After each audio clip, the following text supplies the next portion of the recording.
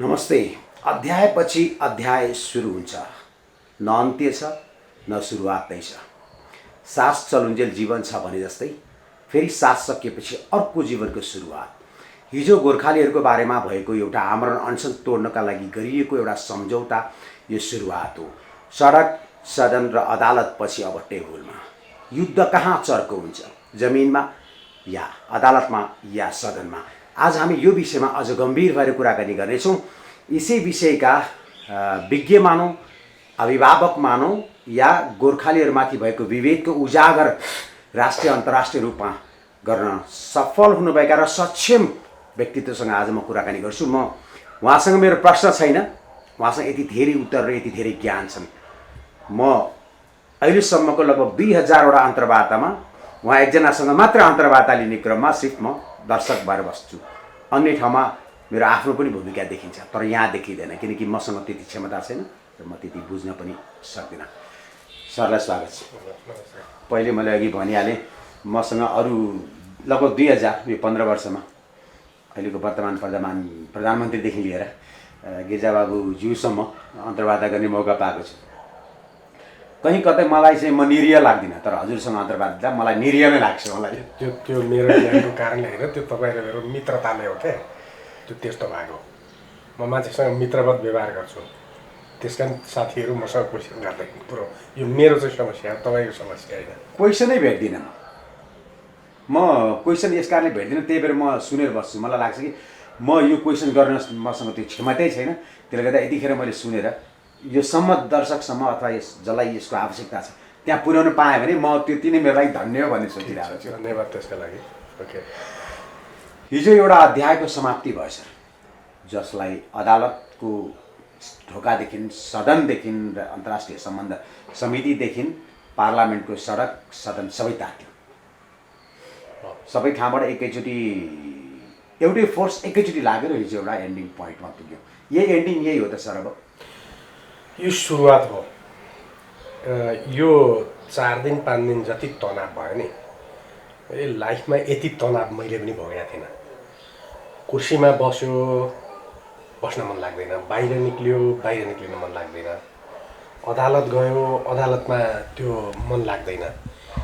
उहाँ 3 जना मर्न लागिरहेछन्, अब उनीहरूलाई बचाउनका लागि यता आफै जानुपर्ने, आमरण अनसनमा जाने भनेर आफूले घोषणा गरेका छ।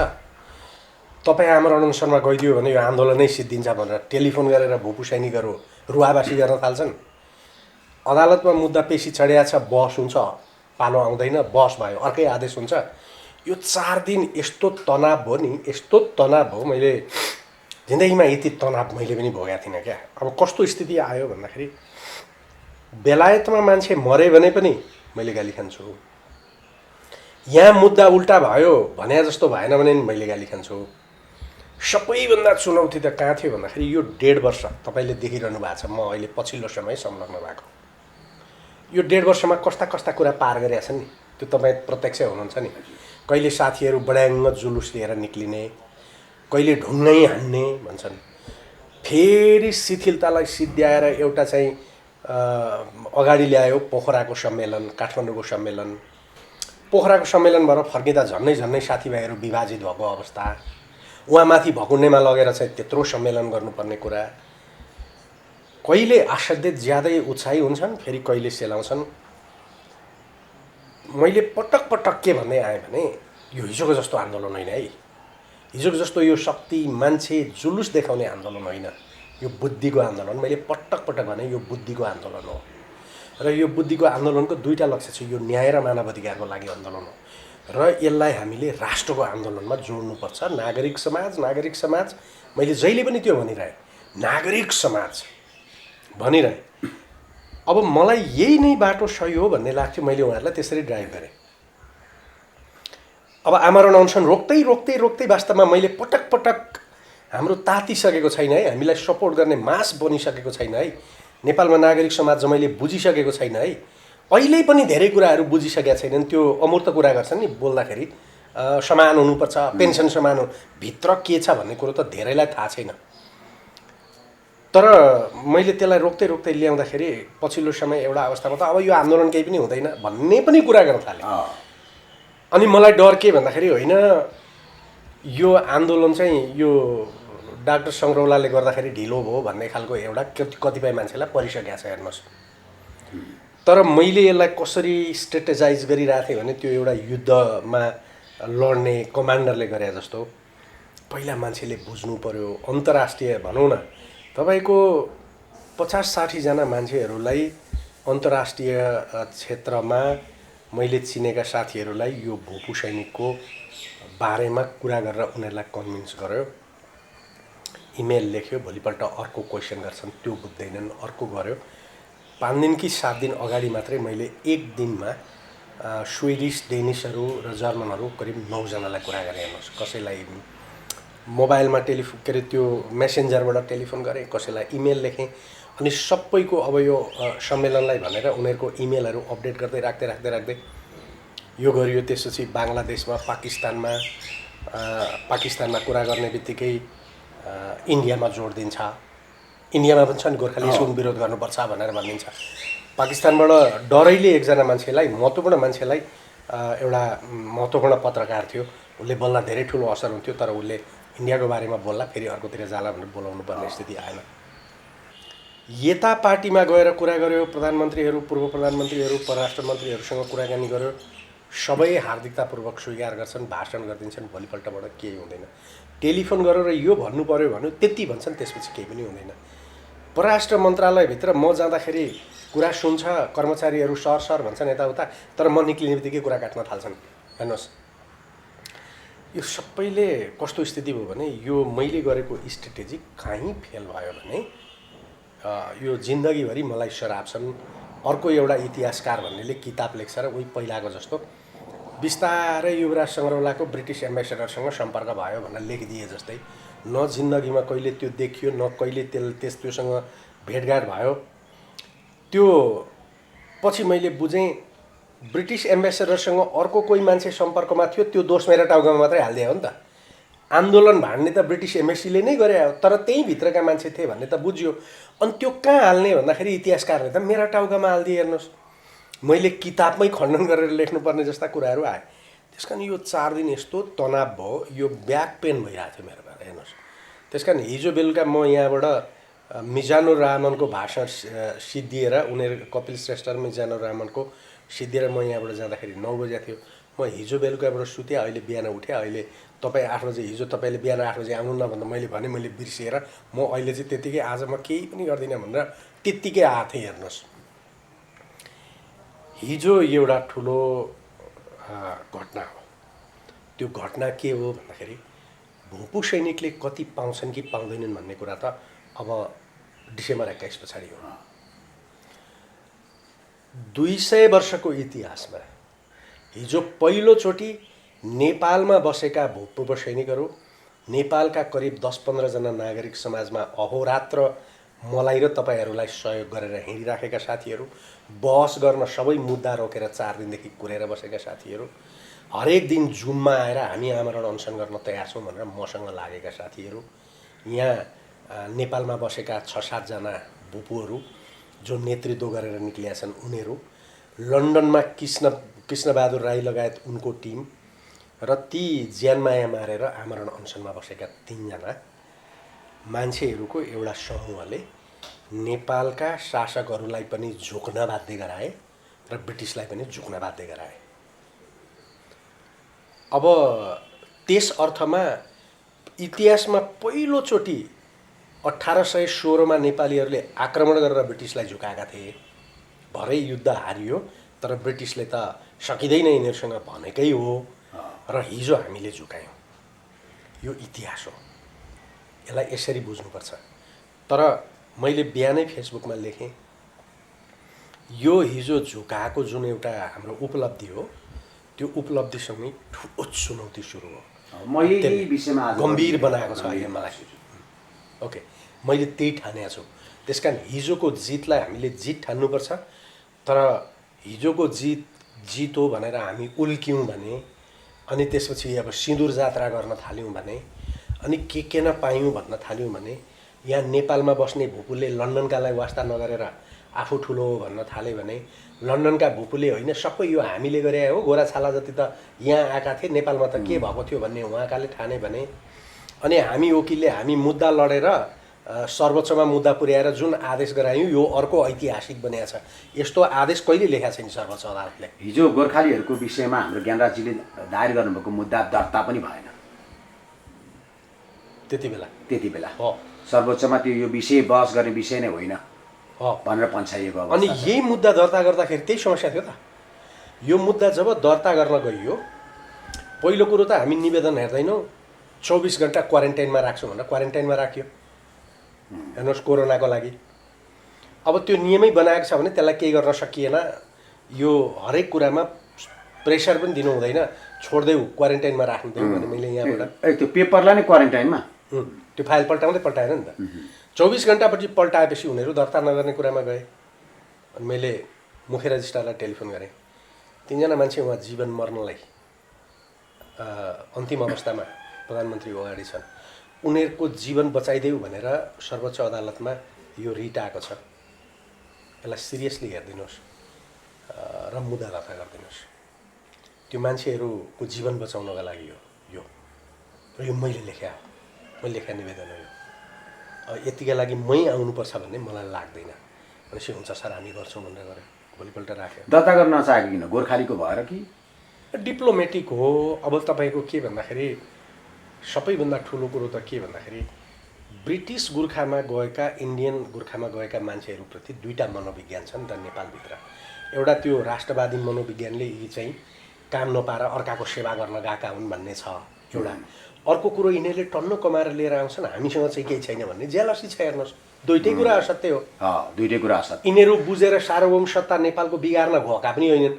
नेपाली शासकले बेचेर त्यहाँ पुर्याउने 200 वर्षको परम्परा बनाएछ। अनि उनीहरूलाई त के लाग्छ भने नेपाल पुलिसमा जानु र इन्डियन आर्मीमा जानु एउटै हो भन्ने लाग्छ। नबुझिया नागरिकले के बुझ्छ? भोका नागरिकले त भात खोज्छ, हाम्रो देशभक्ति खोज्छ। त्यो फेसबुकमा मैले लेखा फेसबुकमा लेख्नेहरू देख्नुहुन्थ्यो नि, यस्ताको कुरा गरेर हिँड्नुहुन्छ तपाईँ। देश तिनै होइनन्। यो त देश त भ्रमग्रस्त के भन्दाखेरि अलिकति पढेर दुनियाँ जानेको ठान्ने मान्छेहरूले चलाएको छ। नेता त्यस्तै छन्, थुप्रै सभासदहरू त्यस्तै खालका धेरै छन्। जे बुझिया छ त्यही सत्य हो भन्ने ठान्छन्। अर्कातिर एउटा ठुलो भ्रम के छ भन्दाखेरि यति धेरै पैसा यिनीहरूले ल्याएछ, यी त लाउरे हुन्, यिनीहरूसँग त लाखका लाख भन्ने छ। हेर्नुहोस् अर्को समस्या त्यो छ। त्यसले गर्दाखेरि यो कम्युनिटीलाई चाहिँ हेर्ने दृष्टिकोण फरक छ। मलाई नै ठट्टा गरेर के भन्छन्, उहाँ त लाउरेको लयर भन्दै कतिलाई मैले झन्डै पिटिया छु। हेर्नुहोस् सर्वोच्च अदालतमा लाउरेको लयर आज कसरी भनेर भन्छन् मलाई। हेर्नुहोस् त्यो उनीहरूबाट मसँग पनि सर्छ। हेर्नुहोस् हाम्रो युवराजी त लाउरेको मान्छे ओके, उहाँका त 22-25 हजार लाउरे त तुरुन्तै निक्लिन्छन्। यसो ठट्टा गर्छन् मसँग। हेर्नुहोस् यो त यो जसले सुन्छ नि यो तपाईँको टेलिभिजन, त्यो सुन्नेलाई मेरो यो सन्देश हो। कति ठुलो भ्रममा र तपाईँहरू कति एउटा मानिसको अपमान गर्ने ठाउँमा उभिएर कुरा गर्नुहुन्छ कहिले कहिले। यो सोच्नुहोस् भनेर म भन्छु। यो एउटा त त्यो स्थिति। अब यो चुनौतीले के गर्छ त भन्दाखेरि त्यस्तो स्थितिमा मुद्दा दर्ता गर्न, त्यो मुद्दामा बहस गरियो। मुद्दामा अनलाइनबाट बहस भयो। अघिल्लो दिन पालै आएन। दिनभरि तपाईँले देख्नु भएको छ म वास्तवमा उभिन गाह्रो लागिरहेको थियो। त्यसपछि म हिँडिहालेँ। हेर्नुहोस् 3 घन्टा त हामी उभिएर बस्यौँ, पालो आएन। भोलिपल्ट अनलाइनबाट आयो। अनलाइनमा मैले बडा प्रष्टसँग न्यायाधीशजीलाई भने जीवन मरणको लागि छ, अरू कुरो जम्मै छोडौँ, पछाडि हेरौँला। कारण देखाऊ आदेश जारी गरौँ। यो बेलायतको विरुद्धको मुद्दा होइन। नेपाली सरकारलाई वार्ता गर, नेपाली नागरिकको तर्फबाट 1947 को सन्धिको आधारमा र 1947 को सन्धिले इक्वाल फुटिङ भनेर भनेको छ भनेर व्याख्या गरेँ। र मैले अरू केही पनि होइन, अहिले यी 3 जना मान्छेहरूको जीवन अप्ठ्यारो स्थितिमा छ। उनीहरूलाई बचाउनको लागि यो एउटा अन्तर्कालीन आदेश यो सर्वोच्च अदालत नियमावलीको 49 अन्तर्गत छ र त्यहाँ अन्य भन्ने शब्द छ। अन्यभित्र यो मैले भनेको कुरा पनि पर्छ। अदालतले विवेक लगाउने कुरा हो। अदालत गार्जेन हो, अदालतमा विवेक हुन्छ। अदालत नागरिकको गार्जेन हो र उसले कार्यपालिकाले अर्को निकायले गरेको कुरो सही गरिरहेको छैन भने विवेक प्रयोग गर्नुपर्छ भनेर मैले भने। र नेपालको बेलायतको राजदूतावास मार्फत यो कुरो सबै गर्न जे गर्नुपर्छ उनीहरूको जीवन बचाउने पहल गर भनेर भनिदिनु पऱ्यो। अब कन्भिन्स हुनुहुन्थ्यो, टिप्नुभयो सबै। त्यहाँ जुरिस्प्रुडेन्सको कुरो उठेन, उहाँले मलाई प्रश्न पनि राख्नु भएन। मैले तुरुन्तै भने कि यसमा अन्तर्कालीन आदेश हुनुपर्ने कुनै कारणै छैन, नहुनुपर्ने कुनै कारणै छैन, मान्छेको ज्यान बचाउने बाँकी कुरो पछि गरौँला भनेर भनेको छ। 3 जना मान्छेको जीवन बचाउने कुरा छ। आदेश आउँछ भनेर म ढुक्क थिएँ। भरे आदेश के आयो भन्दाखेरि सरकारसँग हुने 1947 को सन्धि निवेदकबाट मगाउनु अनि विधिशास्त्र पेश गर्न लगाउनु। यसबारेको विधिशास्त्र, मान्छे बचाउने बारेको विधिशास्त्र। अब कहाँबाट विधिशास्त्र ल्याउने? विधिशास्त्र भनेको के? हामी कमन मान्छे त बुझ्दैनौँ। कानुनको विज्ञान के? यस्ता मुद्दा संसारमा परे भने अदालतले कसो गरिएको छ भन्ने नजिरभित्रको सिद्धान्त। अब कहाँबाट विधिशास्त्र ल्याउने यो मान्छे मरे? अनि मलाई बडा मैले भने धेरै मान्छेले त्यो पहिला ज्ञानराजको मुद्दा हालिसकेपछि एउटा सर्वोच्चदेखि सडकदेखि सर्वोच्चसम्म भन्ने किताब छ। त्यो किताब र मैले लेखेको किताबमा पछिल्लो यो च्याप्टरमा बेलायती कानुन के छ भन्ने छ, त्यही पेश गर। र सन्धिको फोटोकपी त्यहाँ एलबिजीहरूसँग होला मागेर देऊ, यहाँ मसँग भएको कपी त्यो यो भोलि लेबर ट्रिब्युनलमा जानेहरूले अध्ययन गर्न भनेर उनीहरूले मेरा भकाभक सबै फाइलहरू उनीहरूले लगाएका छन् कि मसँग फाइल छैन केही पनि, उनीहरूले लगाएको छ भनेर त्यो पठाइयो। अस्तिका दिन अदालतको ढोका अगाडि, बेन्चको ढोका अगाडि बस्यो। हाम्रो पालो आउँछ आउँछ आउँछ आउँछ भनेर 3 बजेसम्म बस्यो। 3 बजे पछाडि हो न्यायाधीशहरूको मिटिङ छ भने। अब हिजो बल्ल बल्ल भयो। यो सिनियर न्यायाधीश थिए, बुझ्ने पुरानो न्यायाधीश थिए। मैले उठेर भने कि यसमा यो वार्ता गर्न सरकारलाई आदेश दिने कुरा मात्रै हो श्रीमान, तर आजको विषय त्यो होइन। आजको विषय हिजो डक्टरहरूको एसोसिएसन, नेपाली डक्टरहरूको एसोसिएसनकै एकजना डक्टरले घोषणा गरिसक्यो कि उहाँहरूको स्वास्थ्य गम्भीर छ, एकजना हार्ट एट्याक भएर अस्पताल पुर्याइसकेको छ। सरकारले राजदूतावास, नेपालको राजदूतावासमा जे गर्न हुन्छ त्यो गरेर जीवन बचाउनु भन्ने अन्तर्कालीन आदेश चाहियो। उहाँले भन्नुभयो, मैले त्यो तल लेखेको, मैले जे शब्द भने त्यो डिक्टेटै गरे अनुसार उहाँले लेख्नुभयो। हिजो आयो 3 दिन अगाडि, 4 दिन अगाडि जुन दिन यो थियो, अदालतले यो गम्भीरता बुझेर त्यसै दिन यो मुद्दा सुनिदिएर त्यस दिन आदेश गरिदिए भएदेखि त यो अस्पताल पुर्याउनु पर्ने स्थिति हुन्थेन नि। यो चुनौती हेर्नुहोस्, यो एउटा चुनौती। दोस्रो चुनौती, तपाईँहरू आफै कुद्नु भएको छ। म त पहिलेकै आन्दोलनमा थाकेर यिनीहरूको मन्त्रालय त जान्न कहिले पनि, हेर्नुहोस् वाक्कै लागेर जान्न। म अघिल्लोचोटि प्रदीप गेमाले हुँदा एकचोटि गएर कुरा राखेँ, त्यति मात्रै हो। भन्छन् एक थोक ब्रिटिससँग बोल्ने आँटै गर्दैनन्, न त्यहाँ कुरा गर्ने आँट गर्छन्। नेताहरूले ठुल्ठुला कुरा गर्छन् तर बेलायतसँग कुरा गर्ने उनीहरूको दोस्रो चुनौती। तेस्रो चुनौती, हाम्रो जुन मास लन्डनमा छ, जुन मास यहाँ नेपालमा छ, तर अन्तिममा गएर युद्धका हाम्रो सबै लडाइँको अन्तमा गएर कहाँ सिद्धिन्छ भन्दाखेरि फेरि पनि हामी फौज नै हौँ, हामी फौजी नै हुनुपर्छ, हाम्रा सन्तान पनि फौजी नै हुनुपर्छ भन्ने त त्यहाँ आयो गोर्खाली भन्ने कुरैले सिद्ध्याउँछ नि त। अब त हामीले बौद्धिक हुनुपर्छ। जस्तो जुद्धबहादुर गुरुङले जुन तरिकाले प्रेजेन्टेसन गर्छ, याम गुरुङले जुन तरिकाले लेख्छ, कृष्णबहादुरले जुन तरिकाले लेख्छ, दीपक मास्केले जुन तरिकाले बोल्छ, इभन एलबी घुसुङले जुन तरिकाले बोल्छ, अब त त्यो सिक्ने हो नि। यो 5-6 जनाले गरे भइहाल्छ नि, हामी त पछि हिँड्ने हौँ भन्ने खालको मानसिकता अर्को चुनौती छ। अब धेरै मानिसलाई हिजै रङ म्यासेज के गइसक्यो भन्दाखेरि अब पेन्सन गर्न थाले, सेटलमेन्टको भिसा गर्न थाले। अब घरबाट कसलाई चाहिँ ल्याउनु पर्ने हो, बाबु आमा काका भतिजा सबै। देशभक्ति त छैन आन्दोलनभित्र त। अब मान्छे लाने खालको कुरो, अब घर बेच्न यहाँ चाहिँ सुरु हुन थाल्छ। अब हेर्नुहोस् पैसा लाने कसरी भन्ने खालको कुरो चिन्ता सुरु हुन्छ र सबैले पेन्सन गर्न थाले। हिजोको त्यो पत्र त्यहाँनिर कसले हो, ज्ञानराजले वा कसले भन्यो त्यो पढेर सुनाउनुहोस् भनेर, त्यो पढेर सुनाउँदैनन् कि भनेर म त्यहाँ मेसेज लेखौँ कि त्यो लाइभमा हेरिरहेको छु, त्यो लेखौँ कि त्यो पत्र पढेर सुनाउनु लगाऊ भनेर लेखौँ कि भन्दै थिएँ। कसैले त्यहाँ प्याट्ट भन्यो, पत्र सुनायो। पत्रमा के थियो भन्दाखेरि सेप्टेम्बर कति तारिक, 8 तारिक सेप्टेम्बर 8 तारिकमा प्रिपेरेटरी मिटिङ बस्छ। त्यसपछि डिसेम्बर 21मा फाइनल चाहिँ के भन्दाखेरि यो वार्ताको प्रक्रिया भनौँ न, वार्तामा बस्छ। हजुर। डिसेम्बर 21 को वार्ता 10-12 दिन जान सक्छ, अर्थात् 1 महिना 2 महिना जान सक्छ। ओके, त्यो कुरो आयो, त्यसपछि ठिकै भयो। तर सबैलाई के लाग्यो भने अब फेरि आन्दोलन गर्नुपर्छ, अब फेरि पनि भोलि हामीले सडकमा निक्लिनुपर्छ भन्ने सिद्धियो।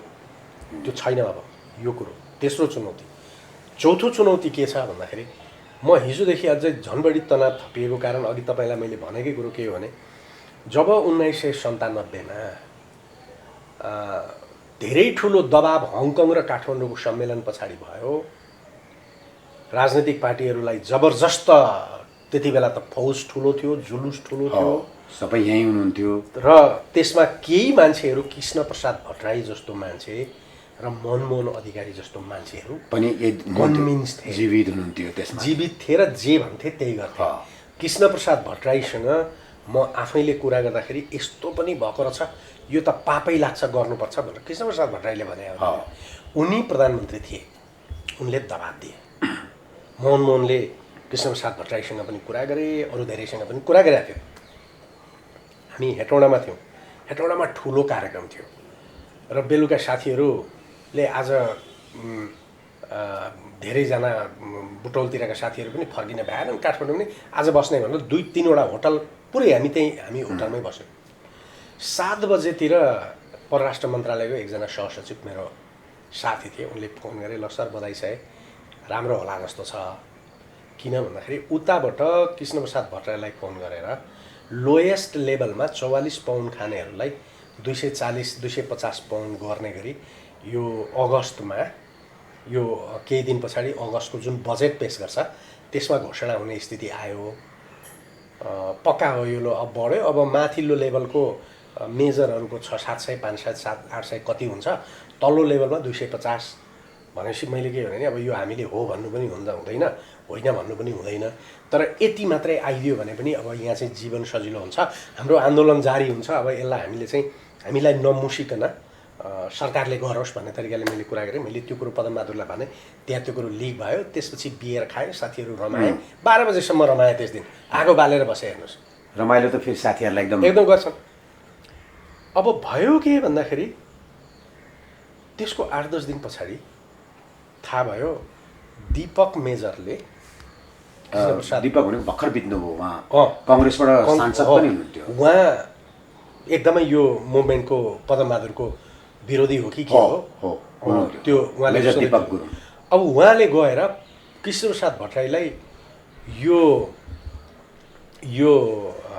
बेलायतले यो यस्तो गर्यो भने कोही नेपाली बस्दैन, कोही नेपाली आर्मीमा जाँदैन, नेपालको आर्मीमा कोही पनि जाँदैन, यो सबै विदेश जान खोज्छ, त्यसपछि यो बन्द गर्नुपर्छ, यो गोर्खा भर्ती यो बढाउनै हुँदैन भन्ने तरिकाले कुरा गरिदिएछ। कसैले बतायो त्यो कुरो?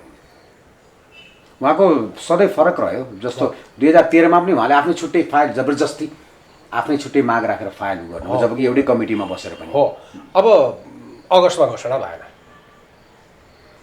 त्यो बिचमा जति समय थियो नि, त्यो बिचमा हामीले यो समाचार सुनेको, भट्टराईलाई टेलिफोनबाट यो कुराकानी भएको, परराष्ट्र मन्त्रालयले मलाई भनेको र त्यो अगस्तको बिचमा जति समय थियो, 20-25 दिन 1 महिना जतिको जुन समय थियो, त्यो समयभित्र यति धेरै घटना घटे कि हाम्रो पदमबहादुरजीले त्यति बेला यो अफिसर जतिहरू धर्के हुन्, यिनीहरूले धोका दिन्छन्, यिनीहरूलाई निकाल्नुपर्छ भन्न थाल्नुभयो। इभन हेमबहादुर गुरुङ, हिमाल राई, कसैलाई पनि राख्नु हुँदैन, सबै सिपाही मात्रै राख्नुपर्छ भन्ने आन्दोलन सुरु भयो भित्र। त्यसलाई थाम्नका लागि हाम्रो हङकङ राणाले र मैले अनेक कन्भिन्स गऱ्यौँ उनीहरूलाई, र अनेक गरेर रोक्यौँ, यो अहिले गर्नु हुँदैन भन्दै रोक्यौँ। अब हामीले अनेक गरेर रोक्यौँ। एकजना थियो चन्द्रबहादुर गुरुङ, के अरे एकबहादुर गुरुङ भन्ने बिचरा बिरामी, हरेक दिन आउँथ्यो नि। अनि त्यस्तो मान्छे छ अफिसरको क्याप्टेन, अनि तपाईँ के भन्नुहुन्छ? अनेक गरेर रोक्यौँ। हेर्नुहोस्, त्यो सँगै अफिस भएको कारणले हामीले त्यति बेला रोक्यौँ। बिस्तारै साथीहरू हामीसँग भेटघाट कम गर्न थाले, अरूसँगै बढी भेटघाट थाले। गर्दै त्यो प्रक्रिया कहाँ पुग्यो भनेर भन्दाखेरि त्यो प्रक्रिया पछि पेन्सन अलिकति थपियो, पछि त्यो पेन्सन थपेपछि पैसा उठाउनेतिर गयो, त्यसपछि उहाँहरूका अरूसँगै कुराकानी हुन थाले। हाम्रो टिमलाई उहाँहरूले छोडिदिनु भयो र हामीलाई थाहा पनि भएन मिटिङमा के प्रस्तुत भएको रहेछ भन्दाखेरि युवराज सरले बेच्दा भए भ्याउँदिनँ भन्नुभयो भनेर प्रस्ताव पेश गरिरहेको छ। त्यही त्यो एकजना इतिहासको इतिहासकारको किताबमा देखियो हेर्नुहोस्, हामीलाई थाहा समेत छैन। अब हिजोबाट मलाई त्यही डर लाग्छ। अब एउटा त कृष्णबहादुरको नेतृत्व विस्थापित गर्ने कोही मान्छेहरू निक्लिने खतरा हुन्छ। त्यो सम्भव होला र सर? अब होइन, होला कि नहोला, तर सचेत खेल्न चाहिँ खेल्छन्। तपाईँले के ठान्नु भएको छ? 200 वर्ष बेलायतमा चाहिँ उपनिवेश राखेर साम्राज्य बनाएको बेलायतले गोर्खालीहरूलाई हिजो मायाले पत्र लेखेको छ? छैन, त्यो त पक्कै मायाले त उहिले गर्थे नि। अनि बिचमै भाड्ने प्रयत्न गरेन? गर्छ। कृष्णबहादुर राईलाई आऊ आऊ आऊ आऊ वार्ता गर्न, आऊ वार्ता गर्न, आऊ वार्ता गर्न, नेपाली एम्बेसडरले पनि भनेन वार्ता गर्न जाऊ भनेर? यो त यहाँ मैले भनेर पो त, यो वार्ता गर्न जाने नै होइन। मैले एलबी सिंहलाई तपाईँ त्यो वार्तामा जानु हो नि, म आजै छोड्छु है। कृष्णबहादुरलाई त्यही भनेको थियो, उहाँहरू वार्ता गर्न जाने नै होइन तपाईँहरू भनेको थियो र पो पत्र लिएर आउन बाध्य भए त। र सर्वोच्च अदालतमा मुद्दा हालेको पछि तरङ्ग त बेग्लै भयो नि त। किनभने हाम्रो सर्वोच्च अदालत पो यहाँ मान्छेले चाहिँ यो अखडा हो, बिचौलिया छ भन्छन्। बेलायतलाई त थाहा छैन नि त। बेलायतमा अमेरिकामा त सर्वोच्च अदालत भने त ठुलो कुरो हुन्छ नि त। त्यहाँ सबैभन्दा ठुलो नै सर्वोच्च। त्यहाँको सुप्रिम कोर्टमा, त्यहीँ हाम्रो एम्बेसडरले पनि सुप्रिम कोर्टमा यो मुद्दा पर्यो, आदेश भइसक्यो, कागजपत्र पेश गर्न आदेश भयो भन्ने खालको जुन थियो, भलै त्यो गलत आदेश थियो तर त्यसलाई हामीले म्यानिपुलेट गरेर अर्कै तरिकाले प्रस्तुत गऱ्यौँ नि त। त्यति बेला त्यो कुरो थाहा पाइसकेपछि त यहाँ सरकारलाई गाह्रो भएन? हिजो बिहान म 10:30 बजे त्यसै कुदाकुद गर्नु पऱ्यो र बस गर्न हिँड्ने बेलाको मान्छे अर्जेन्टली अर्कोतिर कुद्नु पऱ्यो, एकदम तनावमा कुद्नु पऱ्यो होइन? त्यो खालको कुरोहरू थियो र हिजो पत्र लेख्न बाध्य भयो। अब अर्कै नेतृत्व निक्लिने प्रयत्न गर्न सक्छ। म उहाँलाई निक्लिन पनि प्रयत्न गर्छ, निकाल्न पनि गर्छ। निक्लिन चाहनेलाई अब हाम्रो यो अहिले जति मोमेन्टमा हुनुहुन्छ उहाँहरूको आँटा आउला भने ए बाबा यो कन्डिसनमा जसले अस्ति यो आन्दोलन सुरु हुनुभन्दा अगाडि हाम्रा सबै मागहरू पुरा भइसकेका छन्, यो आन्दोलनको आवश्यकता छैन भनेर वक्तव्य निकाले, उसँग कतिजना मान्छे छ? अब त्यो मास छ होला सर। उसले बोले होइन नि भट्टजी, त्यो त उसको त शब्द मात्रै हो नि त, बोल्ने त अर्कै ताकत छ नि त। त्यो 2009मा गेसोले बोलेको ती शब्दहरू अहिले पनि सबैको कानमा गुन्जिरहेछ, बिजिरहेछ होइन? अस्ति पनि भने, हिजो अस्ति भनेन यो आन्दोलनको काम छैन भने। अब त आमरण अनसनको काम छैन, हामी डिप्लोमेटिक रूपमै सल्भ गर्छौँ। त्यो भने के भन्दाखेरि त्यो छुस्स त्यहाँ हालिदिएपछि एकता रहेन रहेछ। अनि यहाँ पार्लियामेन्टमा के भन्छ, भूपहरू एकता हुनु पर्यो भने। यो चाहिँ मलाई पनि एकदम मनमा गरिरहेको। सरले एकदम राइट टाइममा यो विषय उठाउनु भयो। सरले एकदम वाच गर्नुभएको छ यसलाई। अफकोर्स ब्रिटिसले चाहिँ डिभाइड एन्ड रुल गर्ने जुन आफ्नो पोलिसी छ त्यो अन्तर्गत चाहिँ गोर्खालीलाई मिल्न नदिने, अनि त्यही इस्युलाई चाहिँ हाम्रो संसद, हाम्रो नेताहरूले चाहिँ प्रदीप गेवालीजीले करिब 20 चोटि भन्नुभएको होला कि तपाईँहरूको एकता छैन, कसरी सम्भव छ? हिजो अस्तिका दिन पनि यही कुरो आइरहेको छैन? यो किन भइरहेको छ यो चाहिँ मैले बुझेको छैन सर। पटक ब्रिटिस एम्बेसडरदेखि लिएर British foreign ministry, British defence मिनिस्ट्रीका मान्छेहरूसँग हाम्रो एम्बेसडर, हाम्रा सचिव, हाम्रा नेताहरूको त कुरा भइरहन्छ नि त। कहिले डिनरमा, कहिले लन्चमा यी कुराहरू त उठिरहन्छन् नि त। उठ्दाखेरि ब्रिटिसले जहिले पनि के भन्छ, मसँग पनि पहिला के अरे ब्रिटिस एम्बेसीमा पदमबहादुरहरू लगायत हाम्रो जुन डेलिगेसन गरे त्यति बेला कुरा भयो। मैले त्यति बेलाको कर्नेललाई त लगभग कन्भिन्सै गरेको थिएँ नि त। त्यति बेला यो कुरो तिमीले बुझ्या छौ, भोलि नेपालमा के हुन्छ भन्ने खालको कुरो।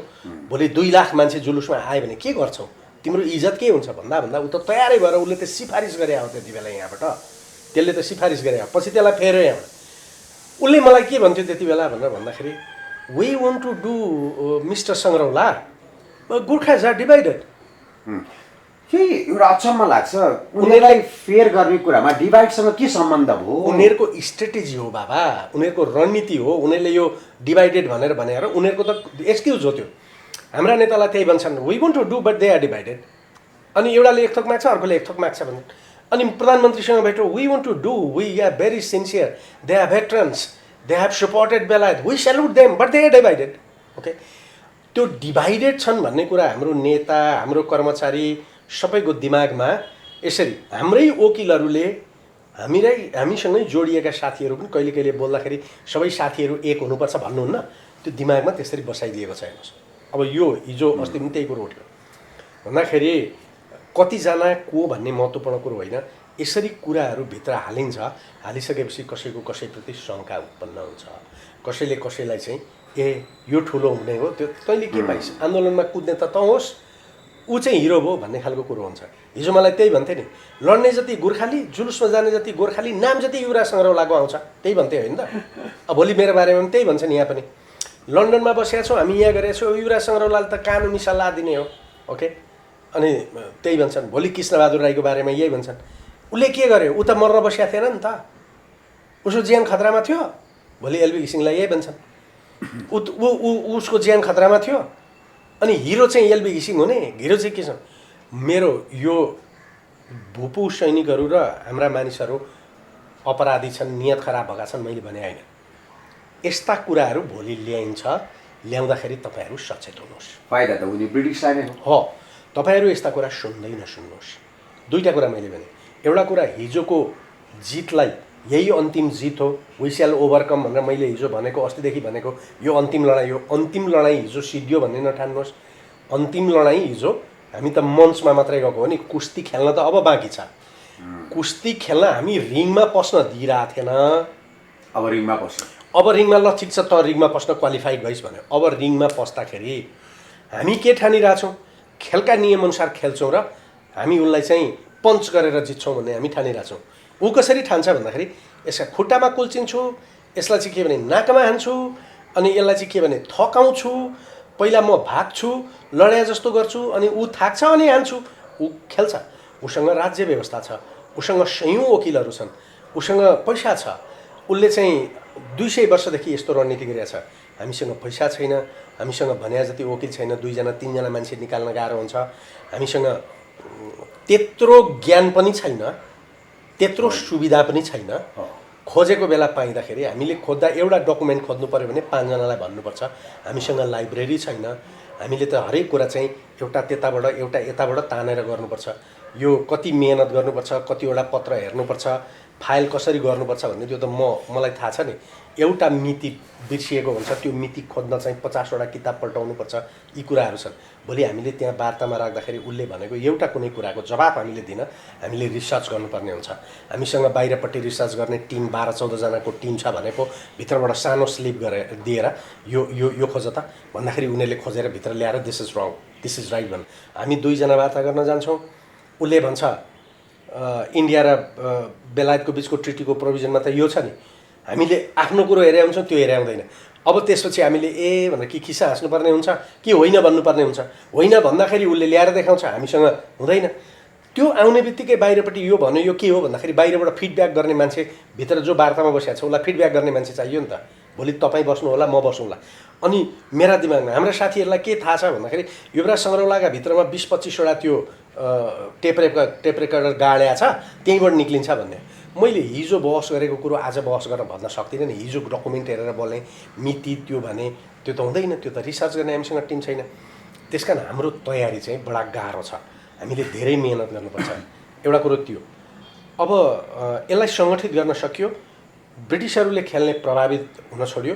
र तेस्रो चुनौती, अब भोलिबाटै हेर्नुहोस्, भोलिबाट काङ्ग्रेसको एउटा नेताले भन्छ हामीले भूपूहरूको बाध्य गरेर चाहिँ वार्ता गर्नु पर्यो।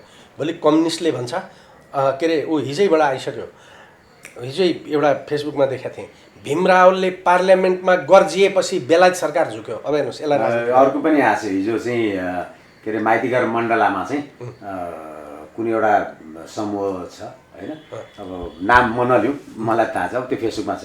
हामीले यदि हिजो मण्डला नतताएको भए कहाँ बेलायत सरकार झुक्थ्यो। अब आउँछ अब यिनै कुरा। अनि यी चिजहरूले गर्दाखेरि अन्त मोमेन्ट भाँडिन सक्छ।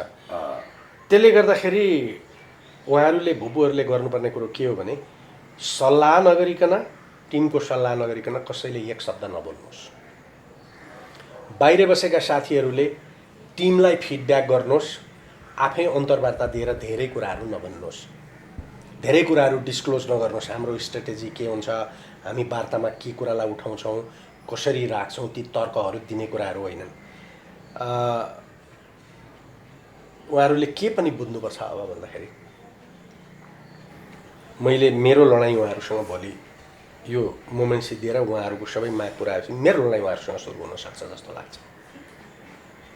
म यो देशलाई माया गर्ने मान्छे हुँ। यो देशलाई माया गरेका कारणले मैले गोर्खाहरूलाई माया गरिरहेको छु। यो आन्दोलन सबै सिद्धिसकेपछि देश रित्याएर उहाँहरू विदेश भाग्नुहुन्छ भने त्यो मैले गरे पाप हुन्छ हेर्नुहोस्। तर हुँदैन सर। लन्डन अमेरिका गएर पढाउन म पनि सक्छु, चीन गएर बस्न, कोरिया गएर बस्न म पनि सक्छु, तर म किन यहाँ गाली खाइ यो देशमा बसेको छु? किनभने 70-80% गरिब जनताले त्यो त हाम्रो पनि त गल्ती हो नि सर। हामी सत्तामा बस्नेहरूको अथवा बुझ्ने ज्ञानीहरूको पनि ज्ञान जसले बुझेका छौँ उनीहरूको पनि त दोष छ नि कि उनीहरूलाई चाहिँ रोक्न उनीहरूले जानेनन्, त्यो अलगको कुरा हो। तर उनीहरूलाई जानोस् भनेर हामीले पनि त चाहेनौँ नि, हाम्रो सत्ताले पनि त चाहेन नि, चाहेन, त्यसले गर्दा पनि त हो यो। तर एउटा कुरा चाहिँ हेरौँ न भट्टजी, सिपाहीमा पेन्सन पाएको मान्छे जो अहिले थोरै पेन्सन लिएर माथि भस्मैमा मकै छरेर बसेको, अनि त्यसपछि खेतबारी खनेर तरकारी रोपेर बसेको मान्छे सेटलमेन्ट र बेलायत खोजेर हिँडिरहेछ कि क्याप्टेन र मेजर खोजेर हिँडिरहेछ? जो तल्लो तहको मान्छे हो ऊ त राष्ट्रमा छ, अरू केही नभए पनि ऊ त एउटा पोलिटिकल पार्टीमा लागेर पनि हिँडिरहेछ, ऊ त राजनीति पनि बुझ्छ। त्यो जरुरी छ, राजनीति बुझ्नु सबैभन्दा जरुरी कुरा हो। तर अफिसर भएको मान्छे त 5 करोडको घर 70 लाखमा बेचेर चाहिँ कुद्या छ नि त। म त्यहाँ जाने कुराको विरोध गर्दिनँ, त्यहाँ जाउँ, बसौँ, टेक्नोलोजी सिकौँ, छोराछोरी पढौँ र उनीहरूलाई ल्याएर देशमा स्थापित गरौँ। अस्ति भर्खर लोकसेवाको रिजल्ट भयो, 29 जना यहाँका विद्यार्थीहरू पास भए 120 जनामा। 29 जना मध्ये 3 जना जनजातिका छोरी पास भए। यो राम्रो स्टेप हो। अनि उनीहरूले बेलुका फेसबुकमा हाले, हाम्रा बाबुआमा, हामीलाई पढाउने कलेज, हामीलाई कानुन पढ्न प्रेरित गर्ने साथीभाइ, आज म शाखा अधिकृत भएर सर्वोच्च अदालतमा गएँ, आज म शाखा अधिकृत भएर सरकारी वकिल कार्यालयमा गएँ, सम्मानपूर्वक फोटो राखेर हाले उनीहरूले। त्यो मान्छेले आज तपाईँ जानुहोस्, प्रधान न्यायाधीशको बेन्च अगाडि बस्ने मान्छे, प्रधान न्यायाधीशको स्पिच लेख्ने मान्छे राई छ। हो, यो एकदमै जरुरी थियो। तपाईँ बेन्चमा जानुहोस्, मैले बहस गर्न जाँदाखेरि बेन्चमा बस्ने लिमुनी केटी छ। हामीले उनीहरूलाई देशमा आउने, देशमा माथि जाने कुरा प्रेरित गर्ने होला नि। तर यहीँबाट मैले निकालेका 12-13 जना केटी र केटाहरू जो यहाँ ल पढे, बाबुआमाले त लम्फन्याएर जान्न भन्दै लगेर लन्डन पुर्याए नि त। लन्डन पुर्याएर के गर्दैछ त उनीहरू वकालत गर्दैछन् कि रेस्टुरेन्टमा काम गर्दैछन्? त्यसकारण देशप्रति माया नगरेर त हाम्रो जागिर बाँच्दैन नि। त्यसकारण मेरो भनाइ के भने, लन्डन जाउँ, 10 वर्ष बसौँ, पैसा कमाउँ, तर 70 वर्षका बुढाबाका बाबुआमालाई लगेर बेलायतको माटोमा गाड्ने होइन नि। त्यहाँभित्र अझ धेरै वेदनाहरू छन्, मेरो भनाइ त्यो छैन। त्यसकारण उहाँहरूलाई मैले पटक अहिले 2-3 महिनादेखि त भने एउटा कुरा त सुन्छु नि, तपाईँहरू जहिले पनि आफ्ना माग राख्नुभयो, काङ्ग्रेस, कम्युनिस्ट, समाजवादी, राप र पास सबैका पछाडि कुद्नुभयो, तपाईँहरू समेत राजनीतिमा गइदिया भए त यो हुन्थेन होला नि। यही हो जाड। अहिले सरले जुन विषय उठाउनु भयो, हामीले हाम्रो दाजुभाइहरूलाई बुझाउनु पर्ने मुख्य कुरा नै यही। उहाँहरूले यत्रो ताकत छ, यो ताकतलाई राजनीतिक सचेतनामा कन्भर्ट गरिदिने, बुझ्ने, अनि त्यसपछि यो कथित जातीयताको कुरा उठाउनेहरूलाई गाली गर्ने, फटाइ गर्ने, बाहुनलाई पनि गाली गर्ने, फटाइ गर्ने, त्यो त व्यक्ति विशेषको कुरा हो। हिजो बेलुका फेसबुकमा देख्नु हो नि, मैले लेखेकोमा एउटाले के लेख्यो, तिमीले जतिसुकै गरे पनि तिम्रा सन्तान र तिमी मरेपछि रगतले पोल्छ भन्यो। अनि अर्को एकजना राईले नै लेख्यो, पोल्ने चाहिँ उसलाई होइन, पोल्ने चाहिँ तिमीलाई हो, तिमीले के गरेका छ अहिलेसम्म भन्नु हेर्नुहोस्। यसको यो जातीयताको विरुद्धमा खतम गर्ने हो। हिजो इतिहासमा कसले कसलाई अन्याय गरे होला, तर अहिले त त्यो होइन नि। अहिले त हामीले त्यसरी भाग लिनुपर्छ भन्ने खालको कुरालाई हेर्ने हो। र अन्तिममा मेरो भनाइ के हो सबै जोड भन्दाखेरि, अब यो आन्दोलनलाई नेतृत्व गर्ने नागरिक समाजका हामी 5-7 जना साथीभाइहरू, भूपुहरूलाई नेतृत्व गर्ने लन्डन र यहाँ भएका 8-10 जना साथीहरूको सजीव सम्बन्ध यो 2 दिन 3 दिन आराम गरेपछि सुरु हुनु पर्यो। हामीले के डकुमेन्टेसन गर्ने हो फाइलिङ गर्न थाल्नु पर्यो। हामी को त्यसमा संलग्न हुने हो त्यो भन्नु पर्यो। त्यसको पछाडि हामीले पैसै खोजेर भए पनि 8-10 जना एकदम राम्रो रिसर्च गर्ने एउटा यङ लयर्सहरूको भुपु सैनिकका बच्चाबच्चीहरू जो हाइली एजुकेटेड छन्, लन्डनतिर बसेका, रिसर्चमा राम्रो आइडिया भएका, उनीहरूको एउटा टिम बनाउनु पर्यो र उनीहरूलाई हामीले काम दिनु पर्यो। र भोलि वार्तामा हामी सबैले ठुलो भएर बोल्न खोज्ने होइन, एकजनाले बोल्ने हो, अरूले पोइन्टहरू दिने हो, अरूले सपोर्ट गर्ने हो। अर्को एउटा तपाईँले देख्नु भएको छ, भुपुहरूको कार्यक्रममा म अक्सर जान नचाहने र बोल्न नचाहने कुरो, एकजनाले बोलेर हुँदैन, उहाँहरू सबैले बोल्नुहुन्छ, सबैले बोल्न खोज्नुहुन्छ र सबैले बोल्दाखेरि आजभन्दा 100 वर्ष अगाडिको कुरो गर्नुहुन्छ। अनि त्यो फेरि बोल्न थालेपछि आधा घन्टासम्म उहाँहरू निरन्तर बोल्नुहुन्छ। बेलायतले यसरी ट्रेन गरिदिएको छ। मेरो यो 15-16 वर्षको अनुभवमा उहाँहरूसँग डेली बिहान बेलुका खाने बस्नेदेखि लिएर पछिल्लो समय त अझ म उहाँहरूसँग डेली लाइफमै बढी संलग्न भएँ। बेलायतले यसरी उहाँलाई ट्रिट गरिदिएको छ कि कति कुराहरू उहाँ स्वीकार्नुहुन्न, कति स्वीकार्नुहुन्छ। तर मेरो अनुभवले भन्छु, उहाँहरू चाहिँ अरू नेपालीभन्दा विशिष्ट श्रेणीका नेपाली हुन्। तिमीले भर्तीमा आउन पायो, तिमी ठुलो मान्छे हो, हेर चान्चुने नेपालीले भर्तीमा आउन पाउँदैन, नत्र अरू पनि त नेपाली भर्तीमा आउँथे नि ब्रिटिस आर्मीमा। हेर तिमी त बेलायतको महारानीको चाहिँ आर्मीमा पो छौ त तिमी, सेनामा भनेर जसरी गराइदिएको छ नि, त्यो सानो 14, 15, 16, 17 वर्षको बच्चापछि लगेर त्यो मेटिनलाई त अलिक समय लागेकै हो कि भन्ने पनि मलाई लाग्छ। होइन, तर बुझाइरहेपछि साथीहरूले अब त्यसलाई बुझ्नुपर्छ, भनि चाहिँ रहनुपर्छ, भनिरहनुपर्छ। तपाईँ त्यो म फेरि पुनः यो आन्दोलनमा सरी भएपछि यहाँ तल एउटा कोठामा हामीले एउटा मिटिङ राख्थ्यौँ जहाँ जुद्ध गुरुङले यो टेक्निकल कुरा के हो भनेर म पनि तपाईँ त्यहाँ मैले हङकङ राणालाई एउटा चिट पास गरेको थिएँ क्या। जुद्ध गुरुङले 1 घन्टा बोले, सबै कुरा त क्लियर भइसक्यो नि त। त्यसपछि अरू 6 जनाले त्यति नै बोल्न खोजे क्या। अनि मैले पास गरेको थिएँ एउटा चिट हङकङ राणालाई, यो उहाँहरूसँग काम गर्दाको यो चाहिँ अब फेरि दोहोरिने भयो। अब यो जुद्ध गुरुङले सबै कुरो बोलिसकेपछि अरूले किन बोल्नुपर्छ? त्यो उकुस मुकुस हो कि सर? होइन, धेरै ठाउँमा फिल गरे यो कुरो चाहिँ उहाँहरू रिसाउनुहुन्छ भने रिसाउनुहोस्, मलाई आपत्ति छैन। हैन, अहिले पहिलाको उहाँहरू के भन्दाखेरि भुपुभित्र उहाँहरूलाई त्यो देखावटी नेता बन्ने रोग पनि छ क्या। एकजनाको नेतृत्व पहिलाभन्दा धेरै कम भयो, पहिलाभन्दा कम त भयो, तर अहिले पनि त्यो गएको होइन। गएको छैन। यही कारणले पदमबहादुरले अरूलाई थर्काउँथ्यो, गाली गर्थ्यो। अनि एक कारणले चाहिँ के भन्दाखेरि उसले थर्काउँथ्यो र यो सिपाहीले बोल्दैन सर, यिनै धर्के हुनु बोल्ने भन्ने कारण त तेरो छ नि त। उसले त्यो 1 घन्टामा हुने कार्यक्रम 4 घन्टा जान्छ क्या। हामीले कुरा होइन, काम बढी गर्ने कुरा हो। हामीले काम बढी गर्ने कुरा हो।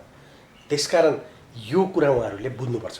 उहाँहरूले बलले गर्ने, उपस्थितिले गर्ने कामहरू पुरा गर्नुभयो। त्यो मर्न बस्नु भने सानो कुरो थिएन। अब बुद्धिको काम छ। अब बुद्धिको काममा सम्पूर्णले अरूले बाहिरबाट अरूलाई ब्याकअप गर्ने र त्यो दिमाग प्रयोग गर्नेहरूलाई वातावरण बनाइदिने, यो 10-12 जनाको टिमलाई उहाँहरूले बच्चा बच्ची पाले जस्तो पाल्न सक्छ।